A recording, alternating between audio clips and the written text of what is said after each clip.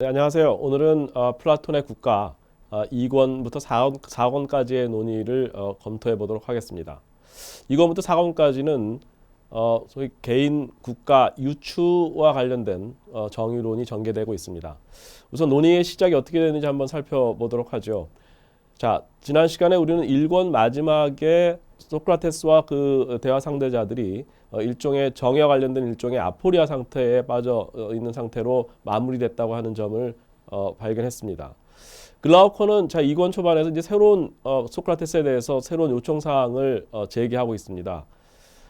우리는 상식적으로 뭐 트라시마커스 같은 그런 그 아주 그런 소피스트적인 입장을 취하고 있지는 않지만 여전히 정의를 우리가 추구하는 데는 상당한 유혹이 따른다고 하는 점이 글라우콘의 그 요청 사항의 기본 동기라고 볼 수 있습니다.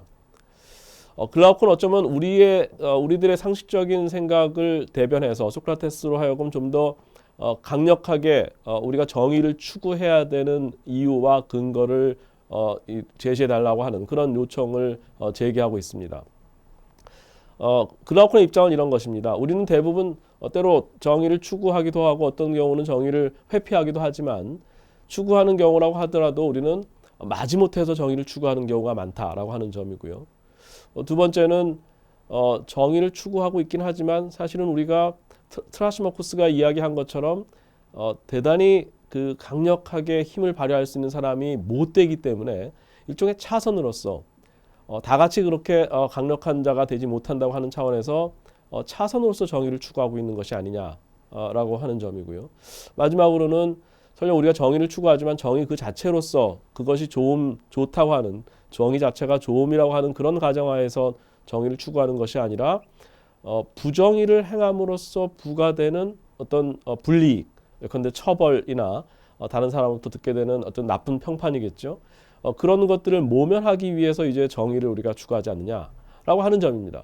자, 이런 그 글라우콘의 문제 제기는 우리가 만약에 이런 이유에서 지금 정의를 그것 자체로서 좋은 것으로 추구하는 것이 아니라 추가적으로 부과되는 어떤 이득 때문이라거나 혹은 마지못해서 우리가 정의를 추구하게 된다면 상황에 따라서 우리는 늘 정의를 회피하거나 모면하려고 하는 정의를 구현하지 않으려고 하는 그런 유혹들에 빠지게 된다고 하는 점이죠. 그렇기 때문에 글라우콘의 요청사항은 소크라테스한테 제기하고 있는 글라우콘의 요청사항은 정의가 어떤 상황에서도 항상 우리한테 좋다라고 하는 점을 좀 입증해 달라라고 하는 점입니다.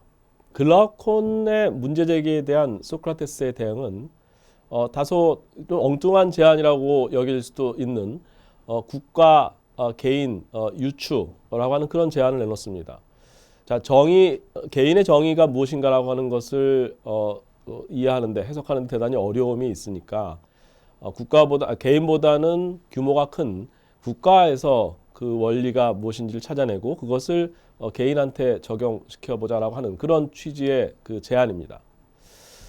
일견 그 받아들일 수 있는 그런 제안인 것 같지만 엄격한 의미로 생각해 보면 국가에 있어서의 정의와 개인에 있어서의 정의가 대등하게 동등하게 그 파악될 수 있느냐 그 여부가 여전히 이 논란이 될 수 있다고 하는 것이고요. 그럼에도 불구하고 소크라테스는 바로 이런 국가 개인의 유추를 통해서 정의가 무엇인지를 파악해보자라고 하는 제안을 내놨고 그 대화 상대자인 글라우콘과 아데만토스는 그 제안을 받아들였습니다.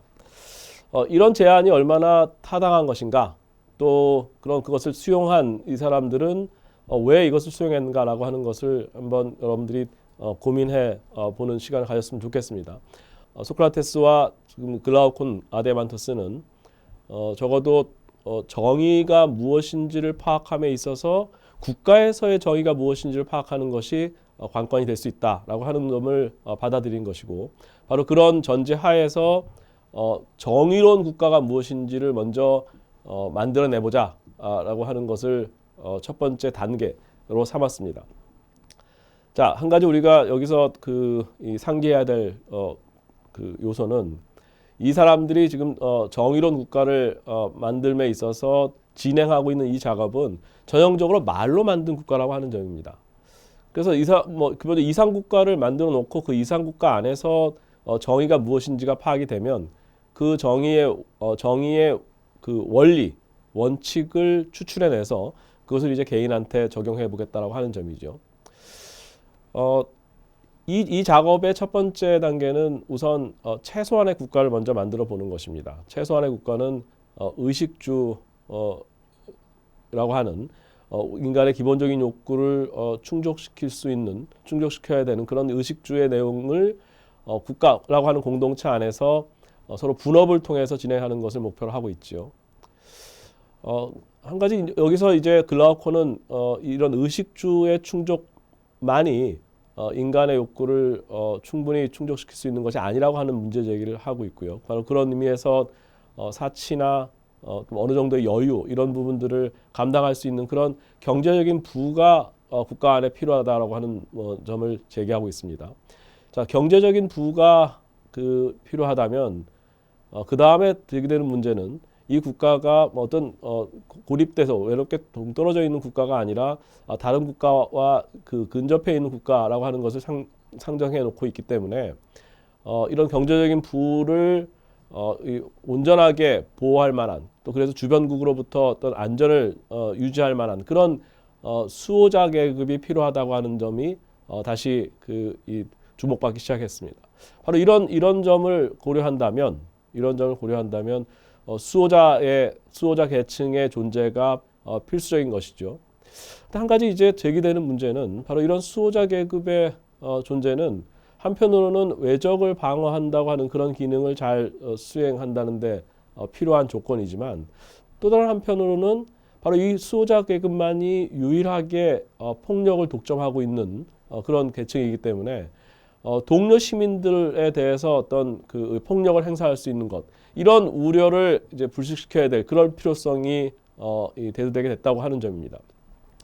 그런 필요성에 답한 것은 다름 아니라 수호자 계급들이 처음부터 동료 시민들을 적대시하지 못하도록 하는 처음부터 이제 그런 교육을 수호자들한테 시킨다고 하는 점이죠. 그래서 이건에서 사건 사이에 상당히 많은 부분은 의외로 지금 바로 이 수호자들을 어떻게 교육시킬 것인가라고 하는 것에 초점이 맞춰져 있다고 하는 점입니다.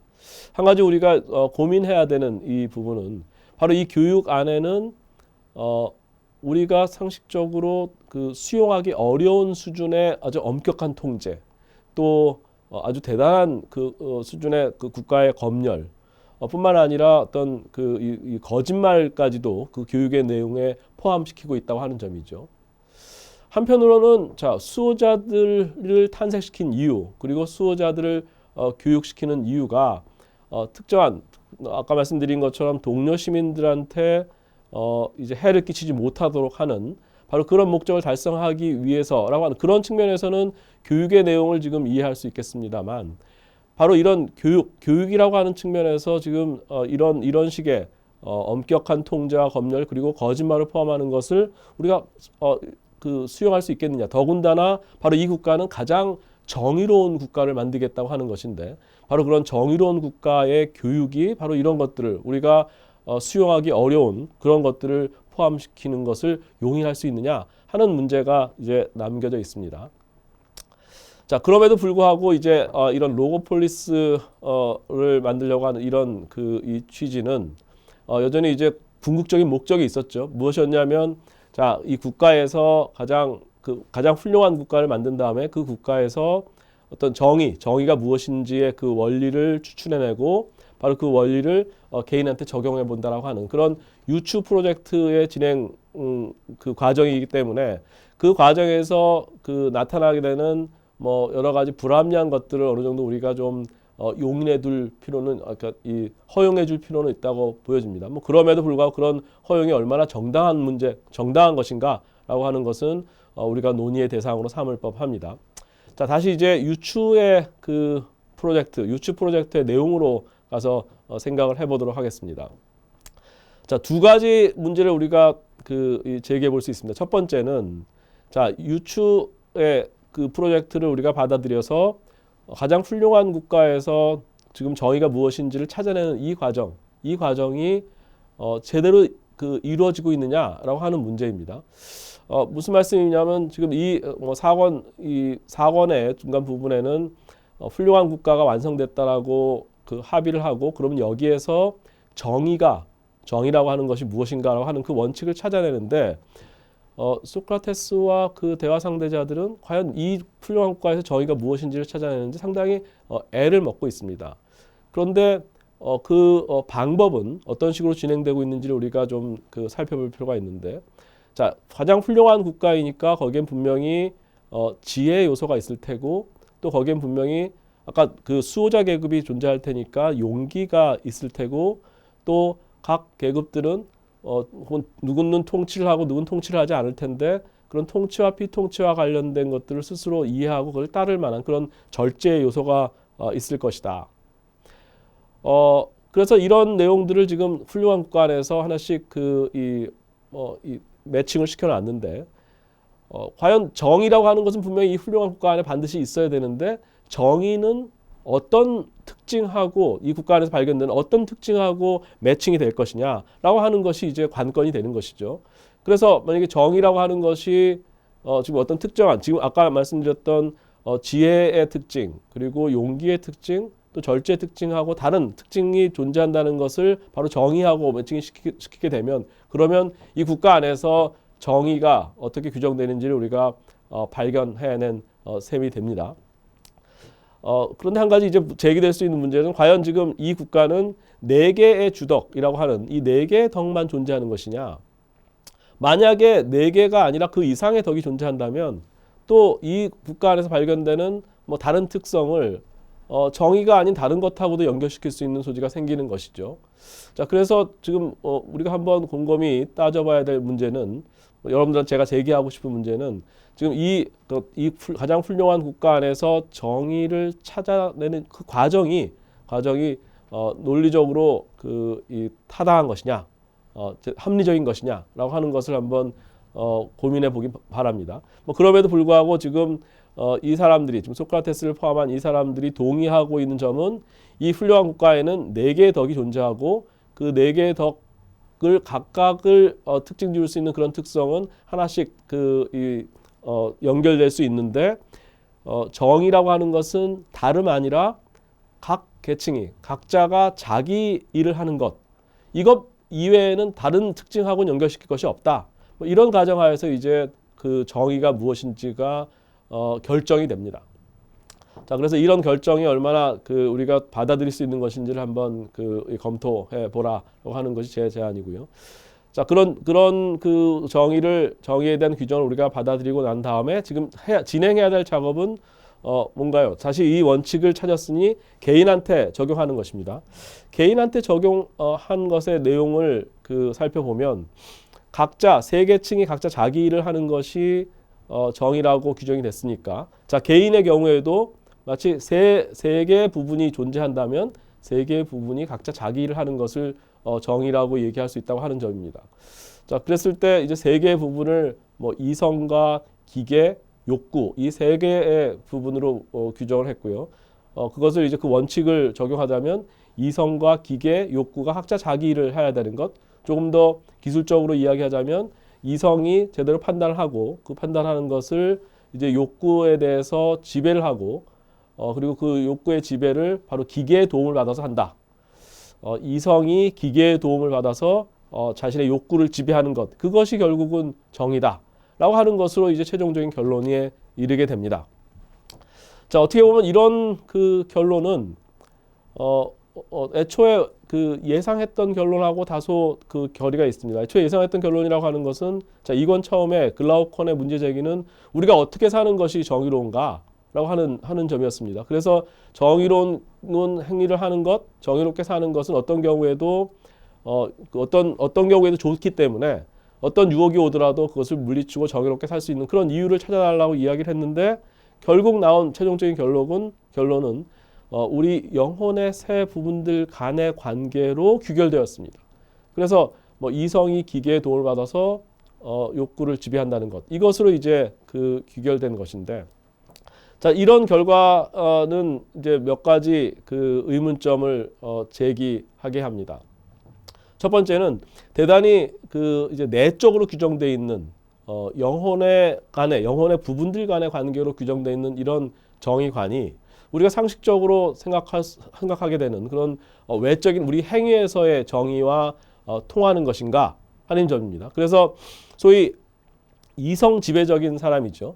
이성이 지배하는 이성 지배적인 사람은 과연 정의로운 사람인가? 외적 우리가 상식적으로 생각하는 그런 정의로운 사람인가라고 하는 문제가 첫 번째 제기된다고 하는 점입니다.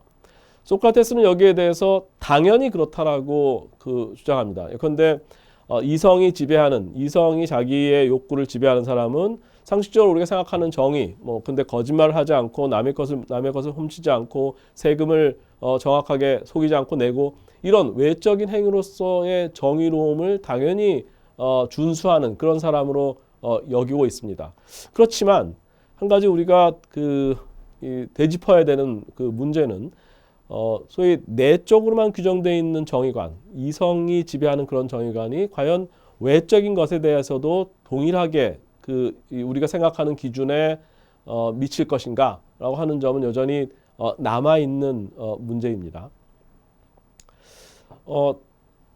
그래서 한 가지 이제 학자들은 이 문제와 관련해서 여러 가지 이 대안을 내놓고 있습니다. 이성이 기계의 도움을 받아서 욕구를 지배한다는 것은 내적인 부분들 간의 어떤 효과와 영향력에 대한 것이지만 이 이성은 단지 욕구를 지배하는 역할로서만 하는 것이 아니라 외적으로 어떤 것을 목표로 해서 내가 욕구를 할 것인지 세속적으로 존재하고 있는 어떤 것들을 이 삶에서 추구하는 그런 삶의 추구의 대상으로 놓을 것인지까지를 판단하고 결정하는 그런 기능까지도 수행해야 된다라고 하는 이 주장을 내놓고 있죠. 그렇지만 바로 그런 주장은 어떻게 보면 텍스트를 좀 넘어서서 부가적으로 우리가 해석하고 이해하는 방식이지 텍스트 안에 존재하는 내용은 물론 아닙니다. 자, 그래서 여전히 이제 과연 저희 이성 지배적인 사람이 과연 외적으로 어떤 행위를 할 것인가에 대한 그런 의문은 여전히 남아 있다고 하는 점입니다. 자, 이와 관련해서 한 가지 좀 연장해서 생각해 볼 문제는 정의라고 하는 것은 자, 내적으로 이성과 기계와 욕구 이 관계를 결정하는 것이지만 동시에 바로 그 내적인 상태를 표출하는 외적으로 표출하는 그런 외적인 행위하고도 불가피하게 연결될 수밖에 없는 것이구나라고 하는 것을 우리가 주목해 볼 필요가 있습니다. 그런데 바로 이런 내적인 상태와 외적인 행위 간의 연계를 우리가 이제 살펴본다고 했을 때 또 한 가지 걸리는 문제가 있습니다. 또 한 가지 걸리는 문제는 자, 국가에 있어서의 정의가 무엇인지를 통해서 우리가 결국은 개인에 있어서의 정의로 이제 넘어오게 된 것인데, 자, 국가에 있어서의 정의도 마찬가지로 그러면 내적인 상태에서의 정의와 외적인 행위 간의 어떤 연계가 있지 않겠느냐 이런 생각을 해볼 수 있는데, 자, 내적인 국가 내적인 이 상태에서의 정의가 어떻게 보면 지금 국가 개인 유추 관계를 통해서 우리가 얻어낸 정의에 대한 이 규정이었습니다. 뭐였냐면 바로 각 계층이 각자 자기 일을 하는 것이었죠. 그런데 어떤 경우에도 국가가 대외적으로 어떤 행위를 하느냐에 대해서는 별로 고민하지 않았다고 하는 점이죠. 그런데 아까 개인한테 이 문제가 옮아오게 되니까 개인의 내적인 상태뿐만 아니라 개인의 외적인 상태까지도 동시에 고려해야 할 수밖에 없는 그런 문제를 우리가 직면하게 됐는데, 국가의 경우에도 사실은 이 문제를 고민해야 되지 않는가라고 하는 것이 지금 이 4권까지의 국가 개인 유추 프로젝트 안에 포함되어 있다라고 볼 수 있습니다. 이 내용들에 대해서는 여러분들이 조금 더 이제 이 토론을 할 수 있는 토론의 기회에서 얘기를 진행했으면 하는 바람입니다. 자, 오늘은 주로 이제 2권의 4권까지 논의 안에서 개인 국가 유추가 어떻게 진행됐고 또 그런 유추 프로젝트가 갖고 있는 문제가 무엇이었는지에 대해서 살펴봤습니다. 다음 시간에는 철인왕의 논의가 어떻게 제기됐고 또 그것은 또 우리한테 어떤 보편적인 문제를 던지고 있는지에 대해서 논의해 보도록 하겠습니다. 예, 감사합니다.